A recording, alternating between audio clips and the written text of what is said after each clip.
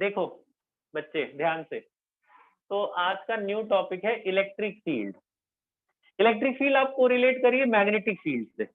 10th में magnetic field पढ़ा है। मैग्नेटिक फील्ड क्या होती थी कि भैया ये मैग्नेट है मान लो, तो इसके बाहर की जो जगह है, जो बाहर का रीजन है, जहां पे मैं कोई आयरन का टुकड़ा लेके जाऊं तो अट्रैक्ट कर ले। तो अगर मैं उसकी फील्ड से बाहर रखूंगा तो नहीं करेगा, जैसे फील्ड के अंदर टुकड़ा जाएगा ये अट्रैक्ट कर लेगा। तो ये जितनी बाहर का स्पेस होता था उसकी उसकी मैग्नेटिक फील्ड बोलते थे ना। जितनी दूर में इसकी अट्रैक्शन पॉसिबल है, इस मैग्नेट की अट्रैक्शन पॉसिबल है, उसे हम मैग्नेटिक फील्ड बोलते हैं। Similarly electric field is the space surrounding a charge particle. मान लो ये चार्ज है, तो इसके बाहर की वो सारी जगह, जहां ये सारी स्पेस, जहां पे मैं कोई और चार्ज लेके जाऊं तो ये उसको, अगर दोनों प्लस प्लस है तो रिपेल करेगा, अगर ये मैं माइनस लेके जाऊं तो अट्रैक्ट कर लेगा। तो इस रीजन में ये वाला चार्ज इस चार्ज के ऊपर, या ये वाला चार्ज इस चार्ज के ऊपर फोर्स लगाएगा। तो अगर मैं इसकी फील्ड से बाहर रखता हूं तो इसमें कुछ भी नहीं होगा, तो ना इसमें अट्रैक्शन होगी ना रिपल्शन होगी, है ना। तो वही इलेक्ट्रिक फील्ड क्या हुआ, वो space around a charge particle where its force of attraction और repulsion can be experienced by another charge particle. कि दूसरा चार्ज पार्टिकल को इसकी वजह से कितना फोर्स लग रहा है, अट्रैक्टिव लग रहा है, रिपल्सिव लग रहा है, कितना लग रहा है। तो वो जो रीजन है, वो जो खाली जगह है, उसे उसकी इलेक्ट्रिक फील्ड बोलेंगे, है ना। अब मैथमेटिकली इसको कैसे करें। मैथमेटिकली इलेक्ट्रिक फील्ड का डेफिनेशन क्या है कि मान लो मैंने इस चार्ज पार्टिकल को इसकी फील्ड के अंदर रखा है, इसकी फील्ड के अंदर रख दिया मैंने चार्ज पार्टिकल को, ठीक है। इनके बीच का डिस्टेंस है r। तो मैथमेटिकली इलेक्ट्रिक फील्ड, ध्यान से सुनना, electric field is defined as force experienced by this charge particle. इस चार्ज पार्टिकल को कितना फोर्स लगा, समझ रहे हो। इलेक्ट्रिक फील्ड एक्सर्ट कौन कर रहा है, ये, और महसूस कौन कर रहा है, ये, स्मॉल क्यू। तो force experience by this charge particle is called electric field, है ना। अच्छा, इसको थोड़ा और बड़ा करें, एक फॉर्मूला पहला ये बन गया इलेक्ट्रिक फील्ड का।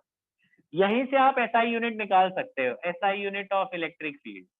SI unit of electric field is, force की यूनिट क्या होती है, न्यूटन। चार्ज की यूनिट क्या होती है, कूलम। तो यूनिट क्या बनी, न्यूटन पर कूलम। याद रखना, यूनिट बहुत पूछते हैं, मतलब आपको याद होनी चाहिए, बेसिक चीज है। तो न्यूटन पर कूलम। दूसरा, यहां से हम एक और फॉर्मूला बना सकते हैं कूलम लॉ लगा के।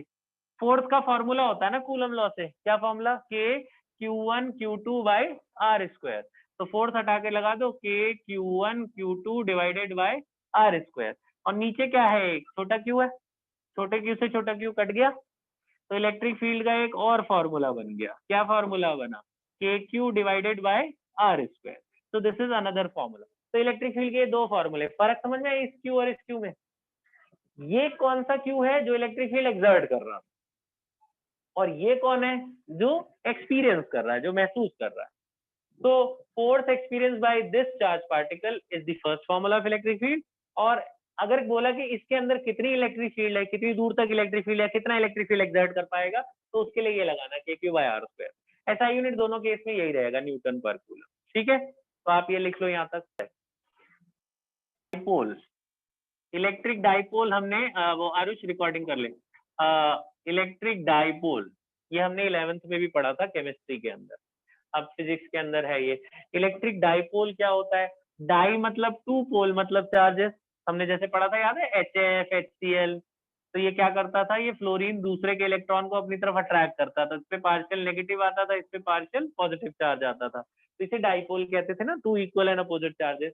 तो वही सेम है, when there are two equal and opposite charges, दोनों का मैग्नीट्यूड सेम है लेकिन साइन अलग अलग है, and they are separated by very small distance.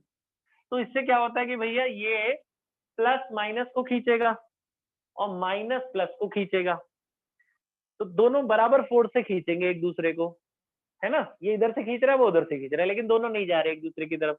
Net force zero हो गया, मैं यहाँ से खींच रहा हूँ, वो यहाँ से खींच रहा है, लेकिन नेट फोर्स इज जीरो।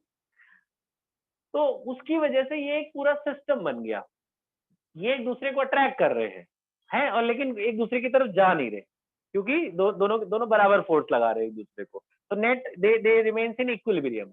तो ये एक पूरा एक ग्रुप बन गया। अब ये एक पूरा एक ग्रुप बना, इससे फायदा क्या हुआ, इससे क्या, इसे हम डाइपोल कहते हैं। इसमें क्या है प्रॉपर्टी की, अगर मैं इसको फोर्स लगाऊं ना तो ये भी जाएगा साथ में, क्योंकि ये इसको खींच रहा है, वो उसको खींच रहा है। अगर मैं यहाँ से धक्का दूं तो ये पूरा जाए, जबकि इनके बीच में हवा है, इनके बीच में कुछ नहीं है, लेकिन इनके बीच में अट्रैक्शन इतनी स्ट्रांग हो गई है कि एक पूरा सिस्टम बन गया है, तो इसे हम एक इलेक्ट्रिक डाइपोल कहते हैं। मैं इसको मारूं तो ये साथ में उसके साथ ही जाएगा पूरा, जबकि ये जुड़े नहीं हुए, ये लोग तो एक दूसरे से अलग अलग हैं, लेकिन ये पूरा एक सिस्टम क्रिएट हो गया, उसे हम डाइपोल कहते हैं। तो डाइपोल तभी बनता है जब ये दोनों चार्ज बहुत छोटे हों और इनके बीच का डिस्टेंस भी बहुत कम हो। ये नहीं कि एक चार्ज 1 मीटर की दूरी पर रखा हुआ है दूसरे से और ये 5-5 कूलम के चार्ज हैं। बड़े-बड़े चार्ज में और ज्यादा डिस्टेंस होने पर डाइपोल नहीं क्रिएट होता, तब वो इम्बैलेंस्ड हो जाते हैं, तब उनमें डाइपोल नहीं बनता। They should be small and the distance of separation should also be small. Centimetre, millimetre ने इसमें तरह डिस्टेंस होना चाहिए, बहुत कम डिस्टेंस होना चाहिए उनके बीच में, और छोटे-छोटे चार्ज होने चाहिए। अच्छा, so what is next topic इसमें था, what is electric dipole movement. ये भी हमने पिछले साल पढ़ा था, बस हमने इसके न्यूमेरिकल नहीं करे थे। अब इस साल इसमें न्यूमेरिकल। इलेक्ट्रिक डाइपोल मूवमेंट, इसका मैग्नीट्यूड क्या होता है, इसे हम पी से डिनोट करते हैं इलेक्ट्रिक डाइपोल मूवमेंट को। इलेक्ट्रिक डाइपोल मूवमेंट होता है it is defined as the product of charge. इन दोनों में से कोई भी चार्ज ले लो, चार्ज का मैग्नीट्यूड तो सेम है, तो magnitude of the charge and distance of separation, इनके बीच के डिस्टेंस को हम लोग 2a से डिनोट करते हैं फिजिक्स में। एनसीईआरटी वगैरह में 2a या 2l से डिनोट करते, कैलकुलेशन के लिए आप d भी लिख सकते हो। तो this is the formula of electric dipole movement, charge into distance, charge into in दोनों के बीच में सेपरेशन। एसआई यूनिट जो बनी तो आप बना ही सकते हैं खुद ही, आपको पता है 11th में भी कहा था।